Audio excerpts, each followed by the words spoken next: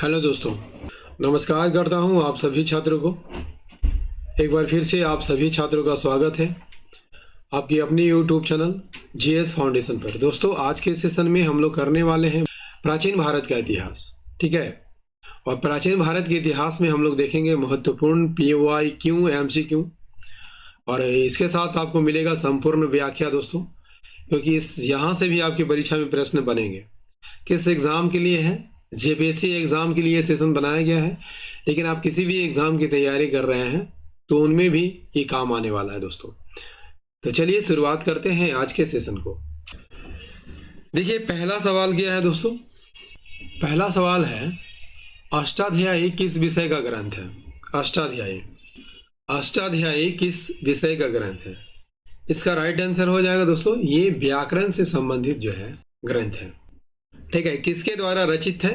तो ये पाणिनि के द्वारा इसकी रचना की गई है। किसके द्वारा? पाणिनि के द्वारा इसकी रचना की गई है। कब की गई थी? 5वीं-6ठी शताब्दी में की गई थी। 5वीं-6ठी शताब्दी में की गई थी, और इसमें 8 अध्याय आपको देखने को मिलता है। 8 अध्याय यहाँ पर देखने को मिल जाता है, और प्रत्येक अध्याय में कितने पद है? 4 पद है। यानी पदों की संख्या कितने पद है? यानी कि कुल 32 पद है इसमें। ठीक है, सूत्रों की संख्या कितनी है? तो 4000 है, जो कि संस्कृत में लिखे गए हैं। क्लियर? और यह आधुनिक भाषा विज्ञान और व्याकरणिक संरचना का आधार माना जाता है। आइए अगला सवाल करते हैं। देखिए, अगला सवाल क्या है? उद्दक भाग किससे संबंधित कर था? उद्दक भाग किससे संबंधित कर था? दोस्तों, मौर्य काल में सिंचाई पर जो है कर लगाया जाता था, उसे उद्दक भाग कहा जाता था। राइट आंसर हो जाएगा सिंचाई। और कौटिल्य के अर्थशास्त्र के अनुसार जो जल स्रोतों पर, जैसे आपका नहर हो गया, झील हो गया, तालाब हो गया, इस पर जो एक टैक्स लगाया जाता था वो आमतौर पर कितना होता था? 1/5 से लेके 1/3 तक होता था। आई बात समझ में? चलिए अगला देखिए, अगला क्या है? कहता है, सातवाहन शासक गौतमीपुत्र सातकर्णी की जानकारी किस अभिलेख से मिलती है? इसका राइट आंसर हो जाएगा दोस्तों, नासिक अभिलेख से मिलती है। Option A is the correct answer. ठीक है, और यह अभिलेख किसके द्वारा उत्कीर्ण कराया गया था? गौतमीपुत्र सातकर्णी की मां गौतमी बलश्री के द्वारा की गई थी। गौतमी बलश्री के द्वारा उत्कीर्ण करवाई गई थी। इसमें क्या दिखाया गया है? इसमें गौतमीपुत्र सातकर्णी के सैन्य उपलब्धियों और विजय के बारे में लिखा गया है। खासकर वह जो शकों को हराता है, उस विजय के बारे में लिखा गया है। इस अभिलेख में सातकर्णी को क्या कहा गया है? क्षत्रिय दर्प मान मर्दन। क्षत्रिय दर्प मान मर्दन कहा गया है। क्या कहा गया है? क्षत्रिय दर्प मान मर्दन। इसका क्या अर्थ होता है दोस्तों? क्षत्रियों के अहंकार को नष्ट करने वाला। नासिक अभिलेख से और क्या पता चलता है? यह पता चलता है कि उसके घोड़े 3 समुद्रों के पानी पिए थे, और वे समुद्र कौन कौन थे? बंगाल की खाड़ी, अरब सागर और हिंद महासागर। इससे पता चलता है दोस्तों कि इसका जो साम्राज्य था दक्षिण तक विस्तृत था। ठीक है, चलिए अगला क्या है? अगला है, शक किस क्षेत्र से भारत आए थे? शक दोस्तों, भारत से आने वाले विदेशियों में सबसे पहले यूनानी, ठीक है, उसके बाद शक, उसके बाद पल्लव, और अंत में कौन आते हैं? कुषाण आते हैं। ठीक है, तो शक किस क्षेत्र से आए थे? तो ये मध्य एशिया से आए थे। दोस्तों, कमेंट करके बताइएगा कि मध्य एशिया में कितने देश हैं? ठीक है ना, मध्य एशिया में कितने देश हैं? ठीक है, और ये शक जो है किस लिए भारत आए थे? तो ये चारागाह की खोज में भारत आए थे, चारागाह की खोज में आए थे। लगभग दूसरी सदी में जो है मध्य एशिया में, कहां पर? मध्य एशिया में यूची कबीले के दबाव के कारण ये अपना मूल स्थान छोड़कर, यानी कि मध्य एशिया छोड़कर भारत की ओर आते हैं। ठीक है, और कहां बसते हैं? भारत के उत्तर पश्चिम क्षेत्र में, उत्तर पश्चिम क्षेत्र में आकर बसते हैं। आई बात समझ में? चलिए नेक्स्ट। अगला है स्तूप के चारों ओर बनी बाड़ को क्या कहते हैं? इसका राइट आंसर हो जाएगा दोस्तों, वेदिका कहा जाता है। क्या कहा जाता है? वेदिका कहा जाता है, वेदिका। आपको दिखाई दे रहा होगा ये स्तूप के चारों ओर बाड़ है, ठीक है ना, इसे क्या कहा जाता है? वेदिका कहा जाता है। ठीक है, तोरण की यहां पर बात करते हैं तो वेदिका के साथ बने प्रवेश द्वार को क्या कहते हैं? तो तोरण कहते हैं। आपको दिखाई दे रहा होगा यहाँ पर तोरण। और बिहार को, बौद्ध भिक्षुओं का निवास स्थान को बिहार कहा जाता है। ठीक, अगला है पेरिप्लस ऑफ द एरिथ्रियन सी किस विषय से संबंधित है? इसके लेखक कौन है दोस्तों? तो इसके लेखक अज्ञात हैं। ठीक है, पेरिप्लस ऑफ द एरिथ्रियन सी किस विषय से संबंधित है? दोस्तों ये जो है ना समुद्री व्यापार से संबंधित है। किससे संबंधित है? समुद्री व्यापार से संबंधित है। और इसमें जो है हिंद महासागर, लाल सागर, अदन की खाड़ी के माध्यम से जो व्यापार होता था उसके बारे में विस्तृत वर्णन किया गया है। ठीक है, चलिए अगला क्या है? अनुलोम विवाह। अनुलोम विवाह किसे कहा जाता था? देखिए, अनुलोम विवाह जब उच्च वर्ण और निम्न स्त्री का विवाह होता था तो इसे अनुलोम विवाह कहा जाता था। राइट आंसर हो जाएगा ऑप्शन ए। यदि आपसे पूछ लिया जाए कि प्रतिलोम विवाह क्या होता था, तो निम्न वर्ग का पुरुष उच्च वर्ग की स्त्री से शादी करता था तो इसे क्या कहा जाता था? तो इसे प्रतिलोम विवाह कहा जाता था, प्रतिलोम विवाह। नेक्स्ट, अगला है महाजनपद काल में गणराज्य का उदाहरण निम्न में से कौन था? देखिए, मगध जो था राजतंत्र था। ठीक है, अवंती भी राजतंत्र था, कौशल में भी राजतंत्र था। तो गणराज्य कौन था? वज्जी। वज्जी की राजधानी कहाँ थी? तो वज्जी की राजधानी वैशाली थी। ठीक है ना। नेक्स्ट क्या है? अगला है नवरत्न किसके दरबार में रहते थे? समुद्रगुप्त, चंद्रगुप्त द्वितीय, हर्ष या कुमारगुप्त? देखिए, नवरत्न जो है ना दोस्तों चंद्रगुप्त द्वितीय के दरबार में रहते थे। क्लियर? ये नवरत्नों के नाम क्या क्या है दोस्तों? देखिए, अमर सिंह, पहला अमर सिंह, ठीक है ना, ये संस्कृत के विद्वान थे। दूसरा हो गया कालिदास। दूसरा कौन थे? कालिदास थे, और ये हिंदी के महान कवि और नाटककार थे। देखिए, कालिदास संस्कृत, ठीक है ना, संस्कृत याद रखिएगा, संस्कृत, मैंने गलती से हिंदी कह दिया दोस्तों। तीसरा जो है घटकरपर,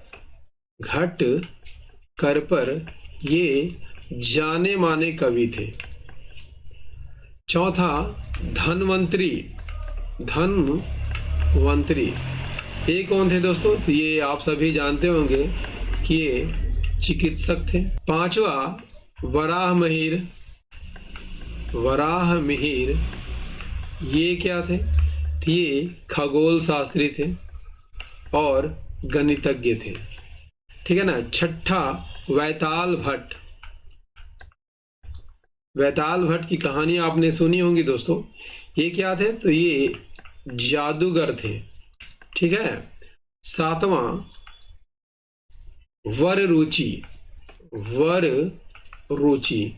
ये कौन थे? तो ये व्याकरण के विद्वान थे। व्याकरण के विद्वान थे। और 8वां छपनक,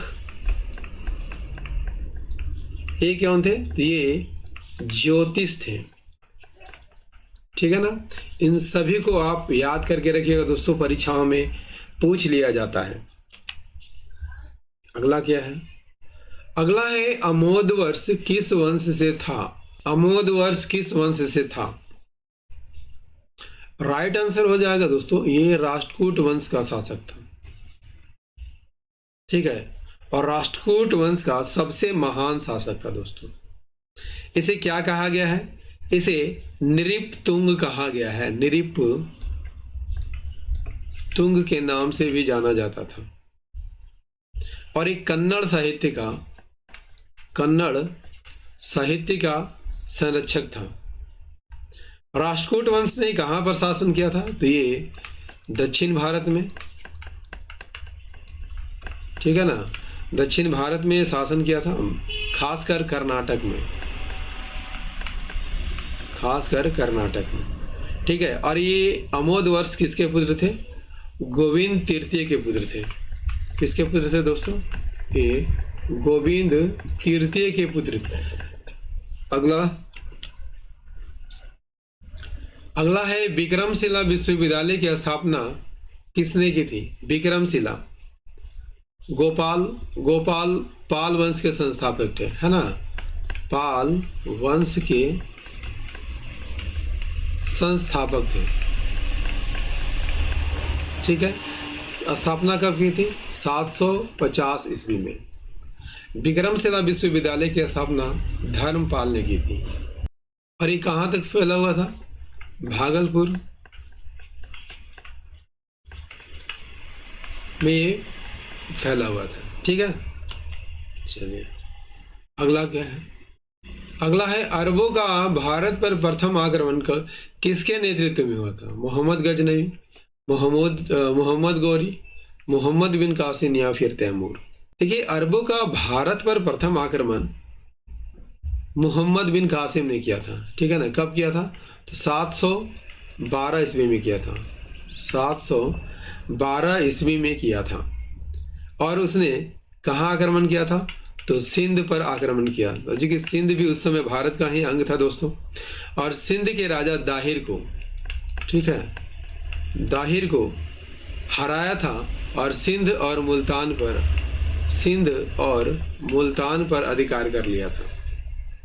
भारत में सबसे पहले यदि आपसे पूछ लिया जाए कि जजिया कर किसने लगाया था, तो इसी मोहम्मद बिन कासिम ने लगाया था दोस्तों। यहाँ पर महमूद गजनी की बात करते हैं तो 1001 से 1030 तक इन्होंने भारत पर 17 बार आक्रमण किया था, जिसमें सबसे प्रसिद्ध आक्रमण कौन था दोस्तों? सोमनाथ मंदिर का आक्रमण। ठीक है, मोहम्मद गौरी की बात करते हैं तो ये तराइन का प्रथम युद्ध और तराइन का द्वितीय युद्ध लड़ता है पृथ्वीराज चौहान से, और दूसरी बार जो है इसे हरा देता है पृथ्वीराज चौहान को। ठीक है, और इसके बाद जो है ये अपना जो गुलाम होता है कुतुबुद्दीन, उसको सौंप कर ये अपना देश चला जाता है दोस्तों। ठीक है ना।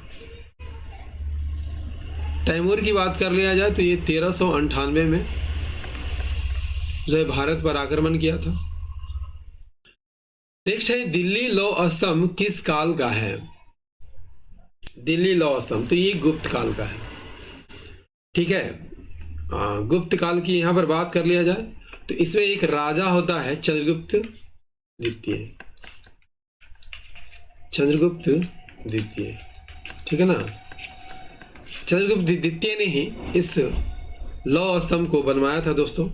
इसमें उसका नाम क्या मिलता है? चंद्र मिलता है। ठीक है, और इसकी पहचान जो है चंद्र नाम से की जाती। चंद्रगुप्त द्वितीय की पहचान चंद्र से की गई है। चंद्रगुप्त द्वितीय को विक्रमादित्य भी कहा जाता है दोस्तों। और ये आप सभी जानते होंगे कि इतिहास में कुल 14 विक्रमादित्य जो है काफी प्रचलित है, जिसमें सबसे विख्यात विक्रमादित्य चंद्रगुप्त द्वितीय है। ठीक है ना। अगला क्या है? अगला है ब्राह्मण ग्रंथ किससे संबंधित है? दर्शन, यज्ञ विधि, कथा या इतिहास, ब्राह्मण ग्रंथ। सही आंसर हो जाएगा यज्ञ विधि से संबंधित है, यज्ञ विधि से संबंधित है, ठीक है ना। ब्राह्मण ग्रंथ जो है दोस्तों वेदों के कर्मकांडीय भाग है और इसका उद्देश्य क्या है? वेदों के कठिन मंत्रों की व्याख्या करना, वेदों के कठिन मंत्रों की व्याख्या करना इसका उद्देश्य, ठीक है। इसमें यज्ञ करने की विधियों का उल्लेख है और ये गद्य में लिखे गए हैं। नेक्स्ट, अगला है तैत्तिरीय उपनिषद किससे संबंधित है? ऋग्वेद, सामवेद, यजुर्वेद या अथर्ववेद? राइट आंसर हो जाएगा ये यजुर्वेद से संबंधित है, ठीक है ना। और किस यजुर्वेद से संबंधित है? कृष्ण यजुर्वेद से संबंधित है, कृष्ण यजुर्वेद से संबंधित है, ठीक है ना। देखिए, एक है तैत्तिरीय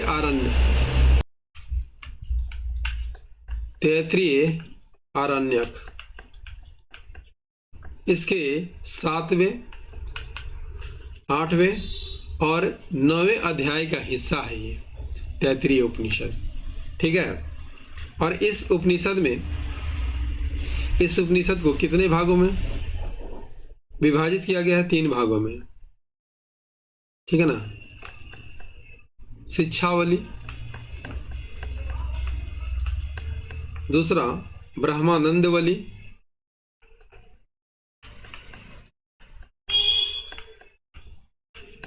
और तीसरा भृगुवली। चलिए अगला क्या है? अगला है धौलावीरा किस लिए प्रसिद्ध है? ये जल प्रबंधन के लिए प्रसिद्ध था, ठीक है। धौलावीरा कहाँ है? गुजरात के कच्छ क्षेत्र में है, ठीक है। और सिंधु सभ्यता का एक स्थल है। यहाँ से पत्थरों के बने जलाशय, बांध और नहर मिले हैं दोस्तों। और यह स्थान जो है कैसा था? तो ये शुष्क क्षेत्र था, है ना। इसीलिए यहाँ के निवासी जो है वर्षा जल को क्या करते थे? तो संग्रहित करते थे। और याद रखिएगा 2021 में इसे यूनेस्को के विश्व धरोहर स्थल में शामिल किया गया है। दोस्तों, प्राचीन भारत का इतिहास का ये सेशन आपको कैसा लगा? उम्मीद करता हूँ काफ़ी अच्छा लगा होगा। यदि सेशन पसंद आया हो लाइक कीजिएगा, अपने दोस्तों के साथ शेयर जरूर कर दीजिएगा। और यदि आप भी इस चैनल पर नए हैं और अभी तक चैनल को सब्सक्राइब नहीं किया है, जरूर सब्सक्राइब कर लीजिएगा, बेल आइकन को प्रेस कर लीजिएगा। मिलते हैं अगले सेशन में, तब तक लिए जय हिंद, धन्यवाद।